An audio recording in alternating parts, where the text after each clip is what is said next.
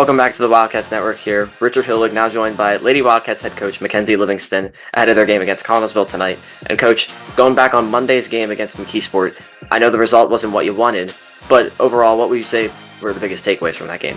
I think the biggest takeaway is how patient we were on offense. I think the girls did a tremendous job by taking smart shots and really, the stress lately, especially on the offensive end, is we got to start running our plays and not just trying to hit the very first option. So I think the girls did a tremendous job with just slowing it down and getting better looks in that game. And again, the result wasn't what you wanted, but what does it say that you took the number 3 team in 5A to the brink and made them sweat in a sense? Yeah, I told the girls from day one, why not us? We have the capabilities to play with anybody out there. It's just, are we going to play to the best of our abilities that night? And the girls definitely have. They even played very well for 3 quarters against Oakland Catholic, the best in Section 5A.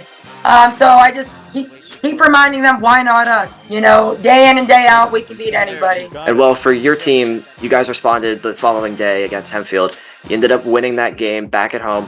What does it say about the resilience of the girls to come back the following day and beat a good 6A Spartans team? Yeah, they're a good team. We saw them, and they came to our Christmas tournament. We didn't play them, but we watched them. We know how quick and how physical they are. So for the girls, especially some bench players I had, come in and battle, very well against them. Says a lot about the girls' toughness. So very, very proud. You mentioned players off the bench stepping up. Maggie Meyer stepped up in a big way for you guys on Tuesday. She had 10 points and I'm pretty sure it was 4 or 5 rebounds. But what did her impact do for not only that game, but potentially going forward? Yeah, ever since the summer, summer league, I was still learning, the girls, their abilities and stuff. And I knew Maggie had the abilities, and I just needed to know when it was going to be her moment for confidence-wise. And I think she finally showed she's ready, confidence-wise, because skill-wise it was always there. It was just getting into the varsity game, being a little bit more fast-paced. When was she ready? And I think she's finally taken that next step.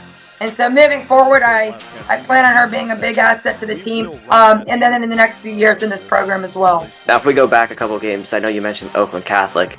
We didn't talk before L.A. Snyder recorded her 1,000th point, and obviously tremendous success for her, and it's a legacy-defining moment for her. But for you in particular to be the coach to help her push over that top of 1,000 points, what does that mean not only for you, but in year one as coach? That tends to be a good sign. Ellie, you can't, nobody can say enough good things about the kid. She comes in, she's one of my leaders in here, focuses day in and day out, make sure the team's doing what they need to do. So no one deserves it more than Ellie. And then she's also on the brink of getting the double-double record for Greater Latrobe girls basketball. So that's just, a game or 2 hopefully away for her as well. So to be able to coach a player like that in my first year, I can't say how thankful I am, especially to coach her and then the rest of these Wildcats. It's truly an honor. And now moving into tonight's game against Connellsville, these section games, they get as important as they come now because of the position where you guys are at. Basically, a lot of these games are must-win. With the way you're positioned, how will you prepare for some of these games? I told the girls, we're going to take it one game at a time. We're going to focus one game at a time. I don't want to move a week in advance. I just want to focus on Connellsville, and then we'll work on Albert Gallatin the next day and get win by win because they're all very important, moving forward into playoffs. So to get that playoff spot, so right now we're just focused on Connellsville and Connellsville only. Get that win, go 1-0, and then we'll go from there. And you mentioned focusing in on Connellsville. The second time you will face the Falcons here this season. What will be key in order to get the win against the Falcons and go to 2-0? The last few practices, I think, and the key for that game is playing better defense without using our hands.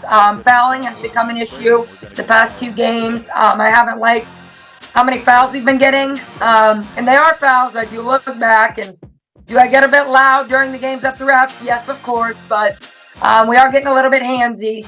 So the past few practices, we've really tightened in on them and not fouling. So that's something that I really want to focus in against Connellsville.